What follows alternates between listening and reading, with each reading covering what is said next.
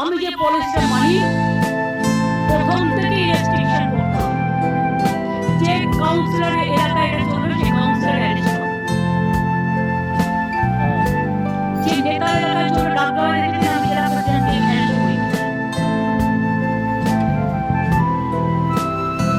তার কারণ গভর্নমেন্টের জমি নিয়ে 2 লক্ষ 3 লক্ষ টাকা বিক্রি করলাম, ওই জমিগুলো মিউটেশন রেজিস্ট্রেশন পাবে না।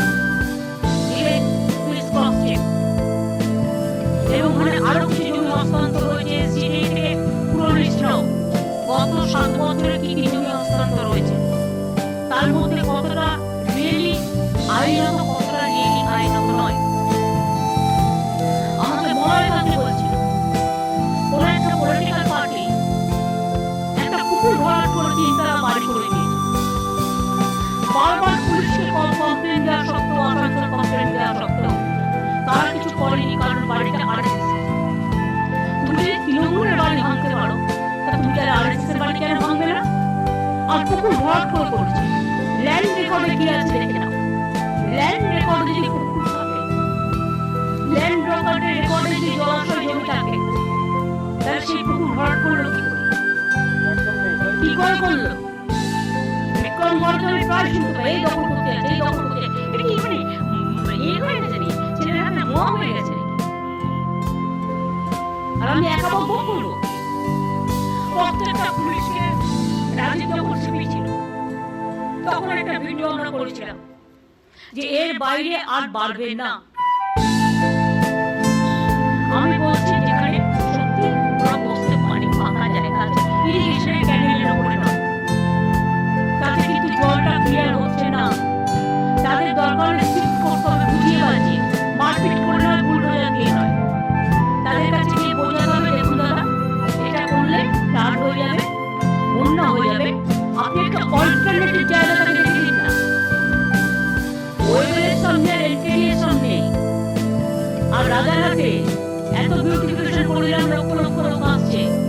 হ্যাঁ নিশ্চয়ই আইটি ছেলে মেয়ে খাবার দাবারের জন্য যাবে সেখানে।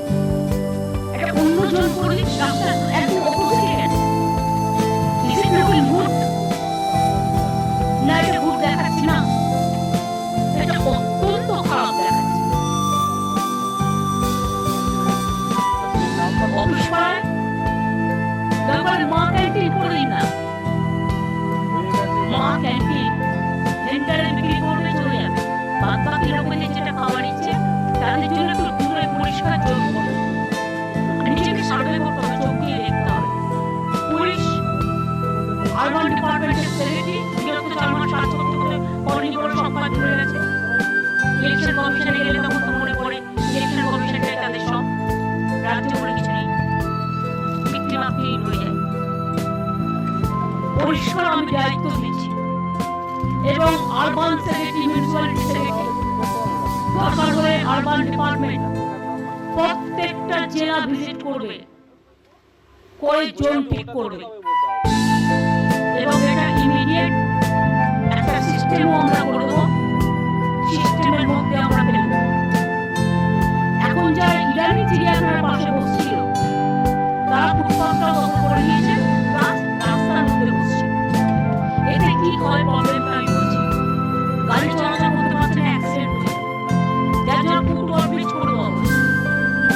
কিন্তু ওটা করতে গেলে লক্ষ লক্ষ লোক আসে চিড়িয়াখানা, আমাকে তো সেফটি অ্যান্ড সিকিউরিটিও দেখতে হবে।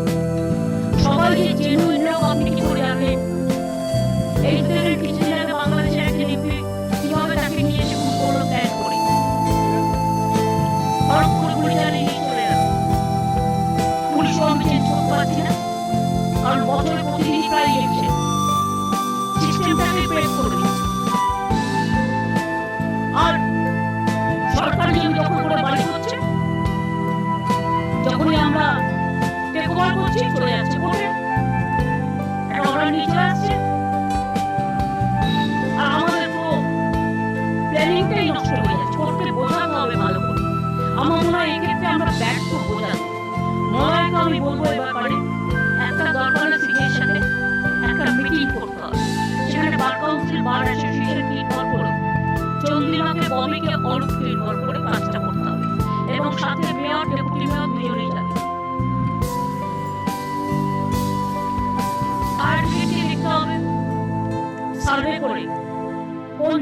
ভালনারেবল, কোন জায়গাটা ভালনারেবল নয়। আপনারা তো এই